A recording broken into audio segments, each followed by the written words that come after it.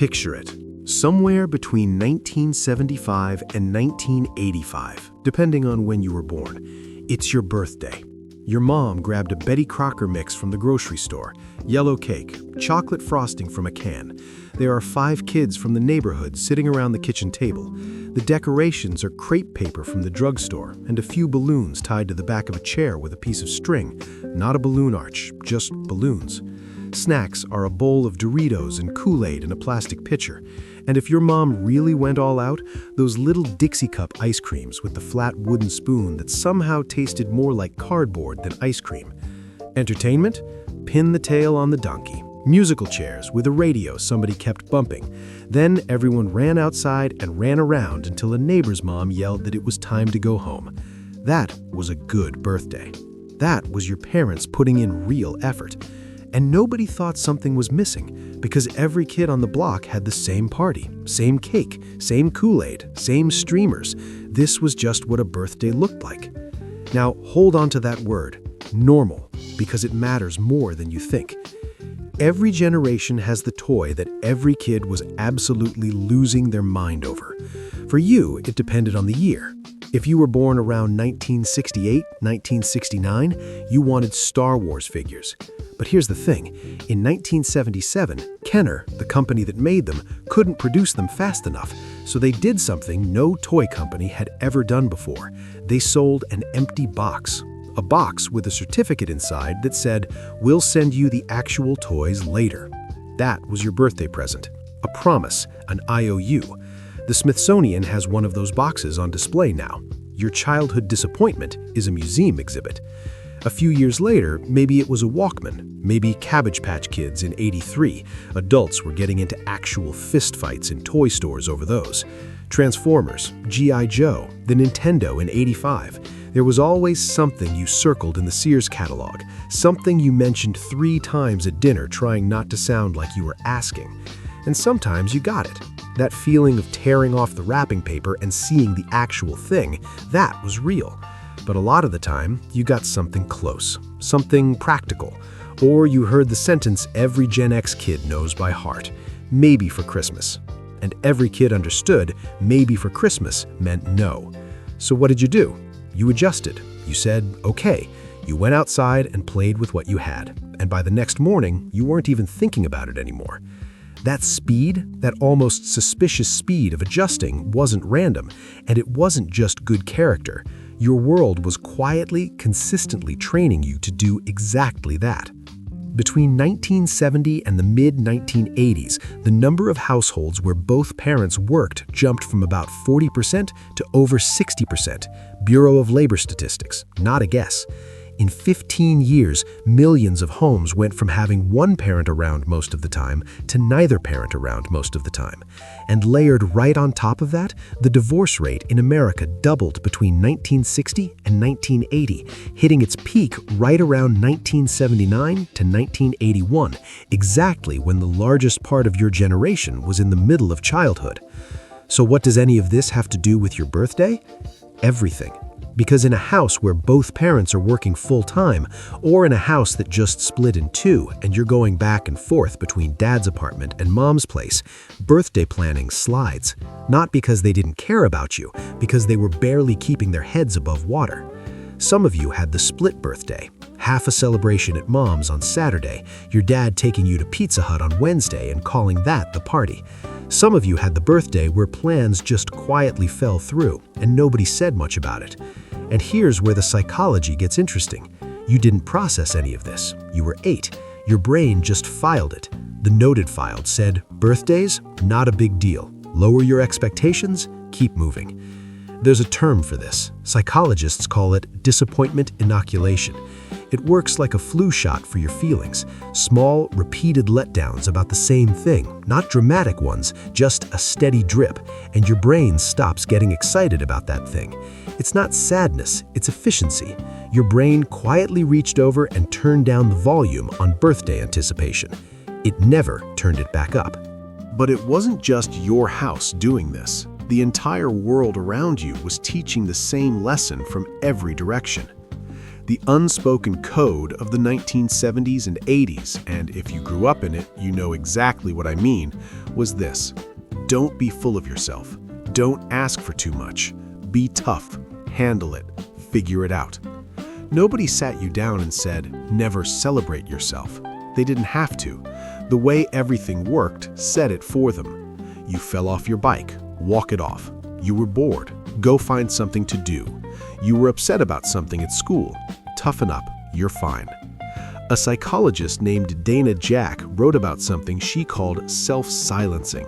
The idea that when the people and culture around you consistently don't respond to your needs, your brain learns to stop putting those needs forward. Not out of anger, not out of defeat, just efficiency. It's faster and easier to stop wanting than to keep wanting and keep being told maybe later. And your birthday is the ultimate test of this, because a birthday is the one day a year that's supposed to be completely, unapologetically about you. Everyone looks at you. Everyone asks what you want.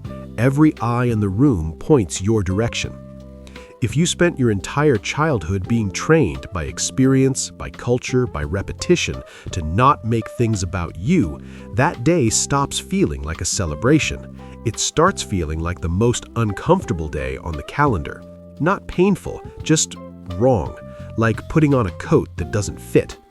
In your 20s, a birthday was just an excuse to go out. Didn't mean much, just a reason. In your 30s, a dinner, some cake, whatever. But somewhere in your late 40s, something shifted, and it wasn't just the number on the cake, it was what the number started to represent. A 2024 YouGov survey found that 36% of American adults say they don't enjoy celebrating their birthday. That number climbs with age. People over 45 were the most likely group to say they'd rather skip the whole thing. And here in 2026, if you're Gen X, sitting somewhere between your late 40s and your late 50s, there's a weight that comes with the candles that wasn't there before. Your parents are aging. Some of you are already on the other side of that sentence. Your body sends you small notes every morning that it is not 1994 anymore. Friends are getting health scares, and every birthday becomes a quiet mile marker. Not just how old am I, but how much road is left. And if you already had every reason from childhood to shrug off your birthday, now you have a second reason, a more convenient one, a grown-up one. It's not that you don't care, it's that caring means counting, and counting means looking at a clock you'd rather leave face down on the table. Here's the part that's a little uncomfortable.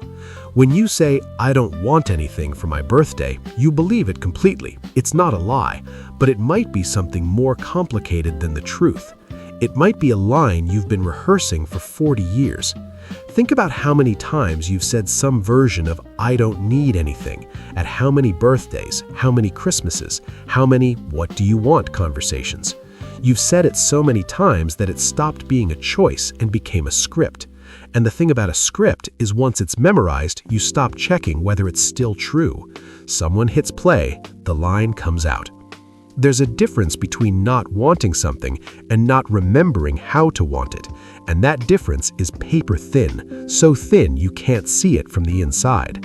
Because I can see it from out here, and from out here I can see that kid at the kitchen table, Betty Crocker cake, Dixie Cup ice cream, crepe paper on the wall.